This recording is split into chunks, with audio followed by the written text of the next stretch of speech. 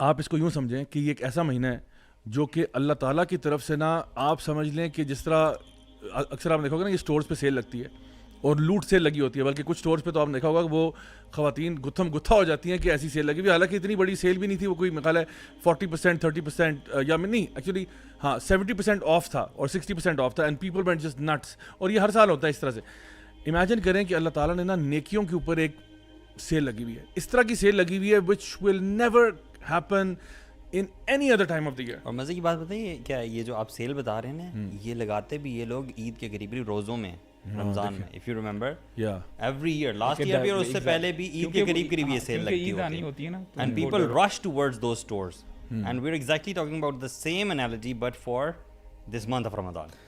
یعنی اللہ کی طرف سے سیل لگی ہوئی ہے، تو اصل میں اللہ کی طرف سے اتنی بڑی آفر ہے. صحیح بخاری اور صحیح مسلم میں اس طرح سے مفہوم ہے. ایک دو احادیث اگر میں کمبائن کر کے بتاؤں کہ رمضان جب شروع ہوتا ہے تو جنت کے دروازے کھول دیے جاتے ہیں اور دوزخ کے دروازے بند کر دیے جاتے ہیں اور شیاطین جکڑ دیے جاتے ہیں. یعنی یہ اٹس اے سمبل ایکچولی کہ اللہ کی رحمتیں کھول دی گئی ہیں اور آپ کو جو غلط کام کرنے کے شیطان کے وسوسے اور جو آپ ابھارے جاتے تھے ان چیزوں پہ عام طور پہ اللہ نے سمبولیکلی یہ بتایا نبی کریم صلی اللہ علیہ وسلم کے ذریعے کہ میں نے وہ بند کر دیے ہیں، شیاطین جکڑ دیے ہیں جو وہ سرکش شیاطین ہے زیادہ تر. تو یعنی کہ ایک اپرچونٹی کریٹ، ایک ایسی فضا ہے، ایک ایسی انوائرمنٹ ہے جس میں نیکی تقوی اختیار کرنا، تقوی میں بڑھنا آسان کر دیا گیا ہے. بالکل. اور اس میں یہ بھی آتا ہے کہ اور اس میں ایک ایسی رات ہے جو 1000 مہینے سے بہتر ہے. یہ تو جیک پاٹ جیسے کہتے ہیں. اور آگے شاد فرمایا کہ اور جو یعنی whoever is deprived of its goodness is truly deprived، یعنی جو اس کی رحمت سے محروم رہ گیا نا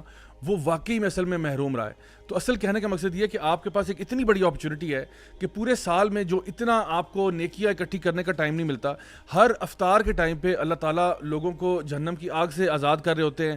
نیکیوں کے اوپر جو ہے نا وہ ملٹیپلیکیشن کے فیکٹر لگے ہوتے ہیں، زیادہ سے زیادہ اجر مل رہا ہوتا ہے.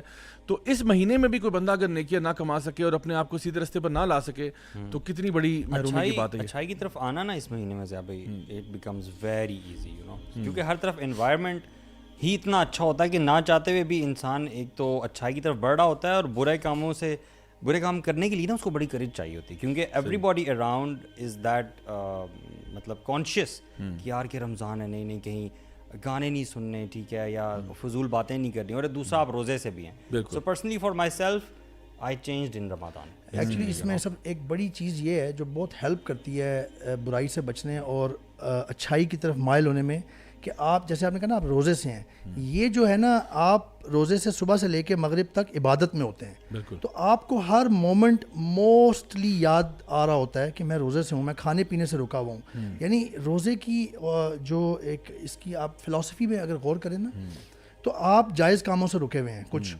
ٹھیک ہے، جس میں سب سے میجر کھانا پینا ہے عام طور پہ. آپ کو یہ پریکٹس کروائی جا رہی ہے کہ دیکھیں جب بندہ جائز کام سے بھی رکا ہوا ہو نا تو اس کو ناجائز کام سے رکنا اور زیادہ یاد رہتا ہے اور آسان ہو جاتا ہے. اس کو یاد آ رہا ہے یار میں پیاس لگی ہوئی ہے مجھے، یا مجھے بھوک لگی ہوئی ہے، یا میرے سر میں ہلکا ہلکا درد ہو رہا ہے، اللہ کی خاطر میں عبادت میں ہوں، اللہ کی خاطر میں رکا ہوا ہوں، تو میں غلط کام کیوں کروں گا، میں اسپوائل کیوں کروں گا اس کو. تو عام طور پہ سینسیبل بندہ پارٹ ہے کہ دیکھیں جب آپ یہ کہتے ہو نا کہ میں اللہ تعالیٰ کے لیے، آپ اپنے آپ پہ حجت بھی تمام کر رہے ہو ایک طرح سے، کہ آپ کہتے ہو کہ یا اللہ اگر تیرا حکم ہونا تو میں تو حلال بھی چھوڑ سکتا ہوں. یعنی میرا جو ریلیشن شپ ہے میری وائف کے ساتھ، میں نہیں اس کو اپروچ کروں گا during the time that I am fasting. اور میں کھانا جو حلال ہے، میرے فریج میں جو کھانا پڑا ہوا ہے، جتنے سموسے شموسے یہ وہ سب کچھ پڑا ہوا ہے، میں نہیں کھاؤں گا. Even though I might be very hungry and very thirsty, میں وہ حلال بھی اللہ تیرے حکم سے تو وہ بھی چھوڑ سکتا ہوں. گناہوں کو نا چھوڑنے کے لیے اور اچھے کام کرنے کے لیے نا انسان کو ایک کانشیس ایفرٹ کرنی پڑتی ہے. اچھا اس کانشیس ایفرٹ کے لیے نا ضروری ہے کہ انسان کو کم از کم یاد تو رہے کہ یار میں یہ کرنا چاہتا ہوں، میں گناہ سے ہٹنا چاہتا ہوں اور اللہ تعالیٰ کی اوبیڈینس میں آنا چاہتا ہوں. تو یہ جو یاد والا ایلیمنٹ ہے نا، اگر تو آپ گناہوں کی عادت میں پڑے ہوئے ہیں سنس اے لانگ ٹائم، تو پھر آپ کا کانشیس اتنا زیادہ اسٹرانگ نہیں ہے، ٹھیک ہے، کہ آپ اس کو لے کر چل سکیں آگے. تو یہ جو بھوک کا ایلیمنٹ ہے نا، بیسیکلی یہ آپ کو ریمائنڈ کرواتا رہتا ہے. بھوک جب آپ کو لگی ہوتی ہے سارا دن، so it's a constant reminder کہ آپ نے غلط کام نہیں کرنے اور آپ نے اچھائی کی طرف بڑھنا ہے.